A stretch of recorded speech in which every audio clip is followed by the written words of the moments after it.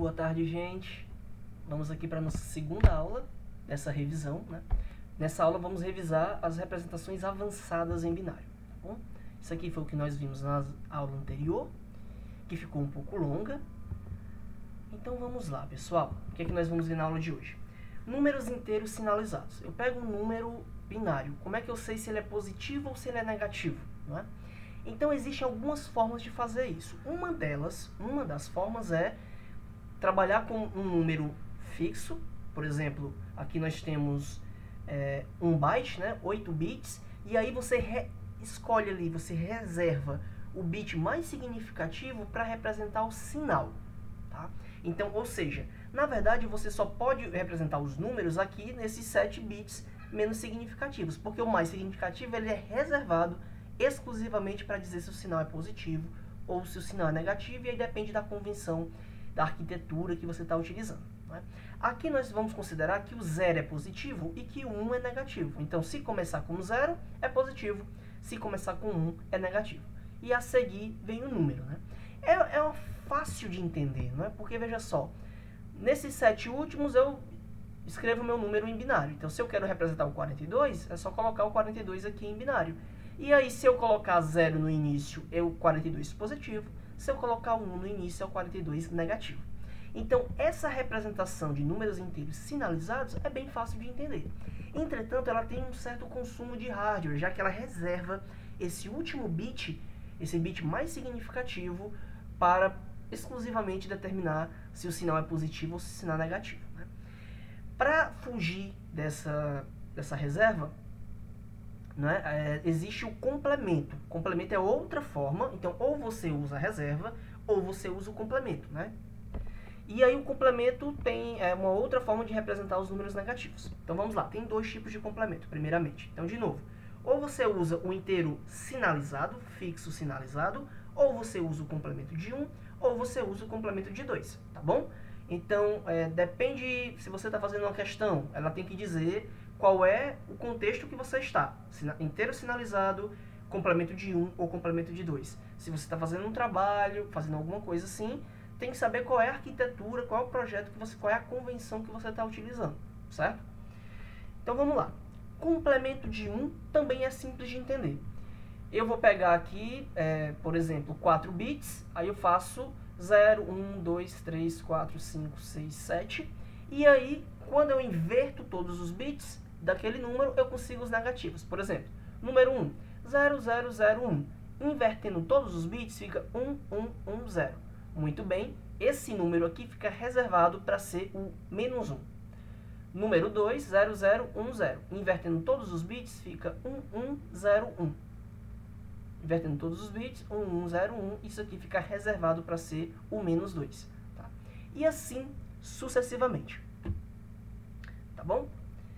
Então, tá aqui o 2 positivo, por exemplo, 0, 0, 1, 0. Você invertendo todos os bits, o 0 vira 1, 0 vira 1, 1 vira 0, 0 vira 1. Você consegue o menos 2. Bem, isso aqui é o complemento de 1. E o detalhe sobre o complemento de 1 é que existem 2 representações para o 0, né? 0, 0, 0, 0 e também a inversão de todos esses bits. 1, 1, 1, 1, que seria o menos 0, né? Mas não existe menos 0. Então, acaba que no complemento de 1 você tem 2 representações para o número 0. No complemento de 2, o que é que nós temos? Ele é calculado com 2 passos. Primeiro você faz o complemento de 1, depois você adiciona 1. Então eu até brinco, né? O complemento de 2 é o complemento de 1 mais 1. Né? Você pega o número aqui, o número 2. Eu quero saber quanto é que vale o menos 2 na base decimal, fazendo o complemento de 2. Então, o que eu faço? Pego o número na base binária, 0, 0, 1, 0. Faço primeiro o complemento de 1. Então, transformo todos esses bits aqui. 0 fica 1, 0 fica 1, 1 fica 0 e o 0 vira 1. Tá? Pronto, aqui está o complemento de 1 desse número 2. Ao complemento de 1, eu adiciono 1. Tá? Então, eu adiciono o 1 aqui. 1 mais 1, 0, vai 1. Aí fica 1 mais 0, que dá 1.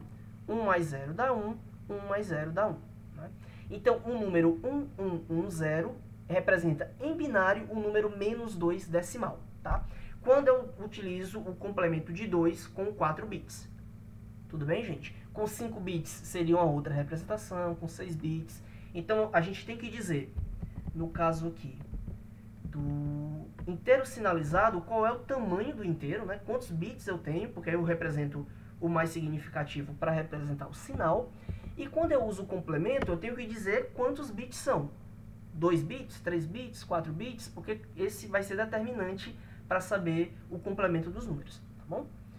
Claro que quanto maior o meu número, mais bits eu vou precisar para representá-los, certo? Então, complemento de 1, complemento de 2. Temos que dizer o tamanho, não é? E qual é o modelo que a gente está usando. Se é complemento de 1, se é o complemento de 2, se é o sinal de magnitude, tá? Muito bem. Então, também vimos isso aqui em sala de aula. Eu não vou revisar sinais de extensão, porque a gente não trabalha com ele, né? Números reais em binário. Muito bem. Antes de falar de números reais em binário, eu quero lembrar como é que funcionam números reais em decimal. Então, nós temos aqui 10,5. O que é que isso significa? É uma dezena, 0 unidades.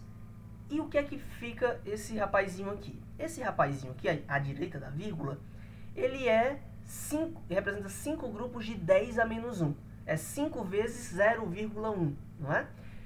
Para cá seria o 10 a menos 2, né? Então o número de grupos seria vezes 0,01. E assim sucessivamente. Então veja só, o que a gente faz? Na verdade, só uma continuação da base. 10 a 1, 10 a 2, a direita da vírgula é 10 a menos 1, 10 a menos 2, 10 a menos 3 e assim sucessivamente. Assim como a esquerda da vírgula vai crescendo, 0, 1, 2, 3, tudo mais. Para a direita da vírgula é a mesma coisa, né? 0, aí fica menos 1, menos 2, menos 3, menos 4, né? A potência. E isso funciona para os outros sistemas também. Por exemplo, binário. 2 a 0, 2 a 1, 2 a 2, 2 a 3. E a direita da vírgula. 2 a menos 1, 2 a menos 2, 2 a menos 3. Tudo bem, gente? Aqui tem uma tabelinha para nos ajudar, né? Quanto é que vale 2 a menos 1, quanto é que vale 2 a menos 2... Quanto é que vale 2 a menos 8, porque nem é tão simples quanto a base decimal, né? Que é só colocar 0,00, né? E o 1 lá no final. Muito bem. Então, como é que eu faço, então, uma conversão? Eu tenho um número decimal real, né? Não é inteiro, e eu quero converter para binário. Bom, primeiro a gente vai quebrar em duas partes. 42,42 decimal. Eu pego a parte inteira e separo da parte decimal, porque a parte inteira eu já sei trabalhar, é tranquila para mim. Então, separo. Vou converter essa parte aqui separadamente, que é fácil, eu já sei, e eu vou converter essa parte aqui, que é mais complicada, que eu ainda não sei. Converto aqui, ó, 42 decimal em binário é 101010, tá? E a parte real, o 0,42, como é que faz para converter? O algoritmo é o seguinte: você vai multiplicar por 2, 0,42 por 2, consegue 0,84. O que está à esquerda da vírgula você vai guardar para compor o número que vai aparecer à direita da vírgula do seu binário, tá bom? Então, 0,42 sempre vezes 2, tá? Porque a base é binária, multiplica aqui por 2, 0,84. Quando é que eu paro? Você vai parar quando encontrar o 1,00. Se encontrar menos, se encontrar mais, você continua. A menos que você tenha encontrado a precisão que você esteja procurando. Imagine que você queira uma precisão de 4 casas decimais. Então, você vai fazer esse algoritmo aqui, os 4 passos. 1, 2, 3, 4. Cada passo te rende um dígito aqui, né? Então, esse primeiro passo nos rendeu esse dígito 0. Esse segundo passo nos rendeu o dígito 1. Esse terceiro passo rendeu esse outro dígito 1. Esse último passo rendeu esse dígito 0. Essa execução, pessoal, não acabou. Mas a precisão aqui, suponha que eu queria precisão com 4 casas decimal. Então, eu decidi parar com 4 casas decimais, tá bom? Ou você tem essa determinação, pare com 4 casas decimais, pare com 5 casas decimais, com 6 casas decimais, enfim. Ou então você vai parar somente no final, que é o 100. Se for mais do que 100, você tem que continuar, certo? Muito bem, então vamos lá. 0,42 vezes 2, 0,84. Ainda não é um 100 e eu ainda não atingi. Essa ainda é o primeiro dígito, né? Eu teria que ter pelo menos 4 dígitos para encontrar essa precisão com 4 casas decimais. Então, eu pego 0,84 e multiplico por 2. Fica 1,68. Passei do 100, então eu tenho que continuar. Eu só paro com 100. Bom, mas é o seguinte, detalhe importante. 1,68, como é que eu continuo?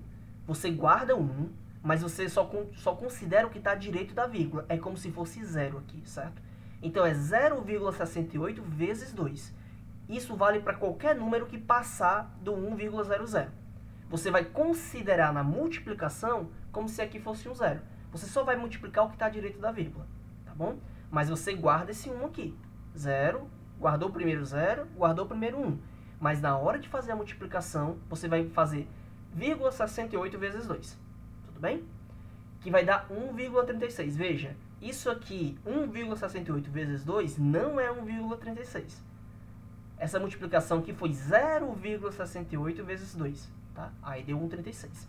1,36 ainda é maior do que 1. Não é o 100, então eu não paro. Pego aqui o 0,36 e multiplico por 2, que vai dar 0,72.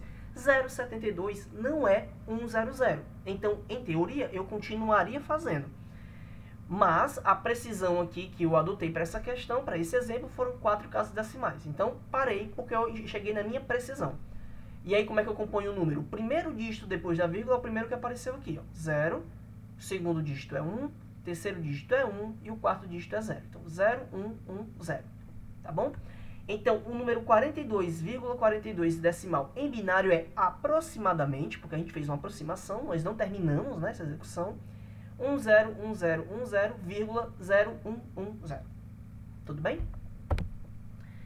Esse aqui é um exemplo mais simples e nesse exemplo aqui nós vamos conseguir atingir a condição de parada. 10,25 sempre quebra. Pega a parte inteira, que é tranquila, você sabe trabalhar. Então, quero converter aqui o 10 decimal em binário, 1010. Feito. Vírgula, a parte decimal, a parte real, como é que eu vou converter para binário? Multiplicações sucessivas de 2 até encontrar 100. Então, 0,25 vezes 2, 0,50. Esse 0 aqui, ó, já vem direto compondo a direita da vírgula. Tá? 0,50 ainda não é um 100, então continuo. 0,50 vezes 2, 100. Guardo 1 vem para cá, ó, compõe, e eu paro, porque eu encontrei um 100. Né?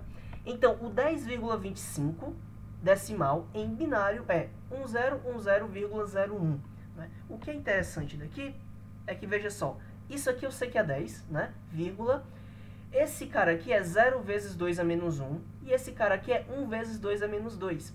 2 a menos 2 é 1 sobre 4, é 0,25. Então, é 1 vezes 0,25. Ou seja, você tem 10 mais 0,25, que é justamente o nosso 10,25. Certo? Pessoal, notação de ponto flutuante a gente não vai trabalhar, tá? Então, vou passando aqui até que a gente chegue em códigos binários.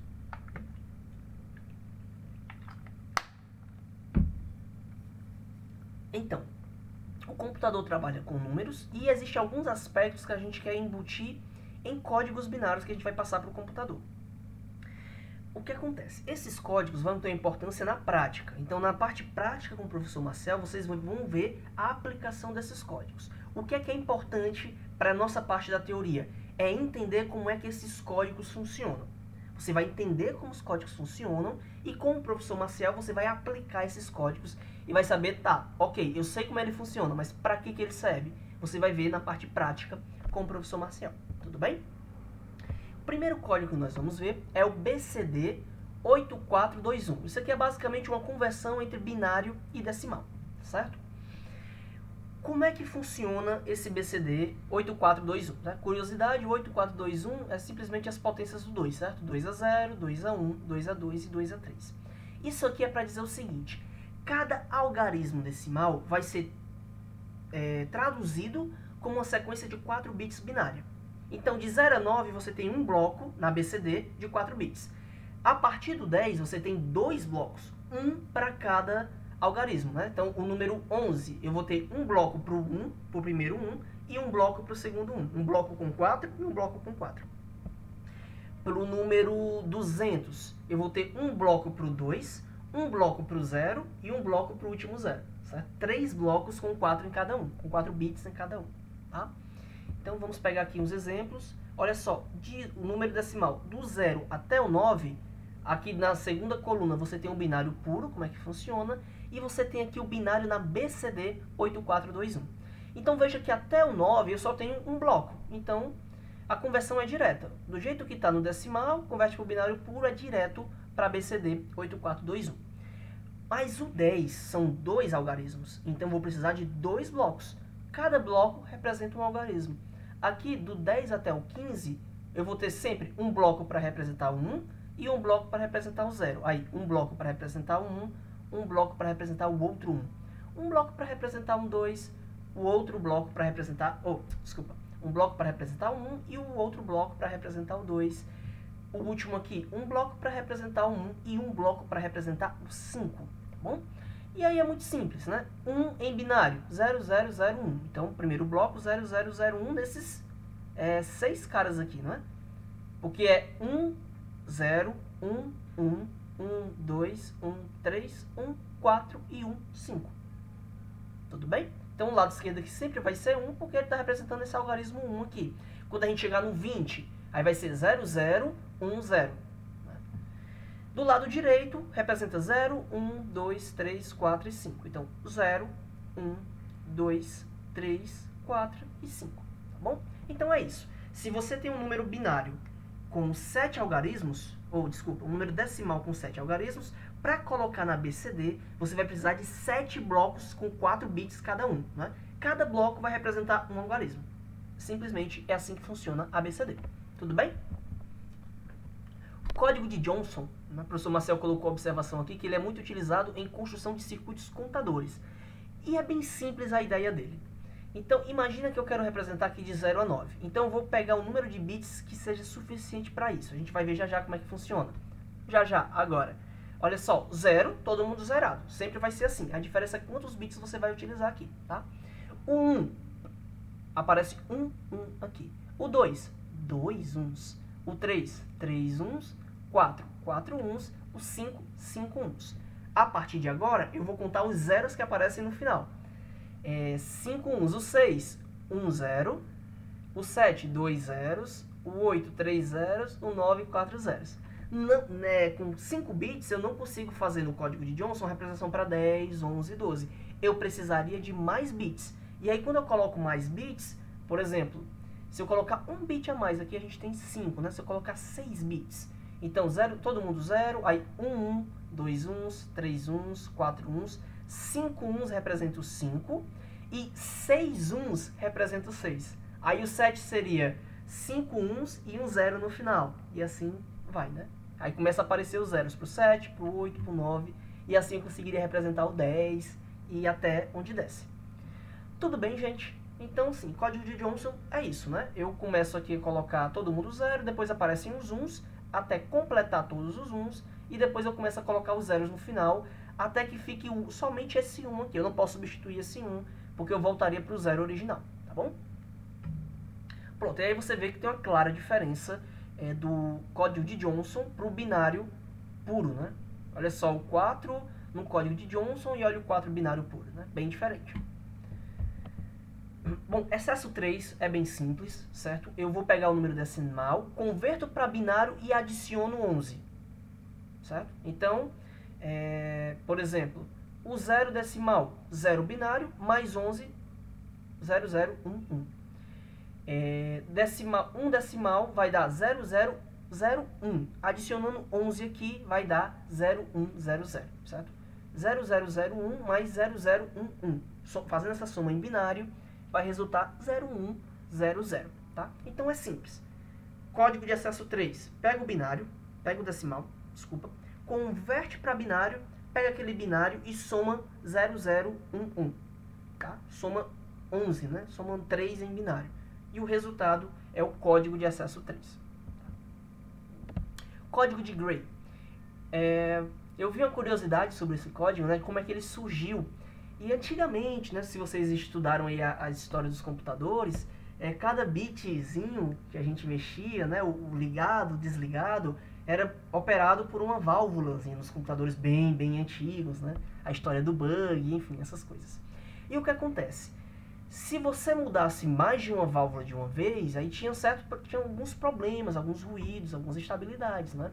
Então, esse código de Gray foi feito para que os números consecutivos, quando fosse, por exemplo, fazendo uma contagem, não mudasse mais do que uma válvula por vez, só mudasse uma válvula de cada vez. Assim você evitava esses ruídos, né? Então, o código de Gray 000 pro 0. Pro 1, beleza, mudou só uma válvula aqui, essa última. Pro 2, aí o que acontece? Eu mantenho essa válvula na posição 1, essa válvula na posição 0 e mudo só a válvula no meio. Veja que o 2 no código de Gray, 0, 1, 1. É diferente do 2 no código binário puro, né? Do 2 para o 3, mantenho essa válvula onde está, mantenho essa válvula onde está, e essa daqui eu mudo do 1 para o 0. Só tem uma mudança de bit, né? Do 4 para o 5, somente uma mudança de bit, a do último. 5 para o 6, só tem uma mudança de bit, a do meio. Do 6 para o 7, só tem uma mudança de bit, que é o último bit. E assim sucessivamente, tá bom? Então, o código foi concebido para aquele tempo antigo, né? Claro que, felizmente, a tecnologia avançou, os computadores estão bem mais modernos, mas essa ideia do Gray pode ser aplicada hoje em dia para problemas de correção de erros, para controle de dispositivos eletromecânicos, enfim, aplicações que vocês verão com o professor Maciel, né? Hoje, o que é que vocês têm que saber? Como é que funciona o código de Gray. Então, ele só vai mudando um bit para números consecutivos. De um número para outro, só tem alteração de um único bit, tá bom? E aqui, um dos códigos mais famosos que nós temos, que é a tabela ASCII, né? Então, cada caractere é convertido aqui em uma sequência, em um inteiro, né? Que é o que nosso computador usa. Então, cada símbolozinho, cada caractere é correspondente a um inteiro na tabela ASCII. Pronto, essa leitura obrigatória aqui, ela só vai ser obrigatória se a gente conseguir encontrar esse livro online, né? Ou então a gente vai substituir esse material por outro material online. O professor Maciel ficou de fazer essa pesquisa e dentro em breve a gente deve estar retornando para vocês com o material online que vai nos apoiar durante esse período, tá bom? Então, pessoal, encerro aqui essa segunda aula de revisão. Nos vemos na próxima. Tchau, tchau!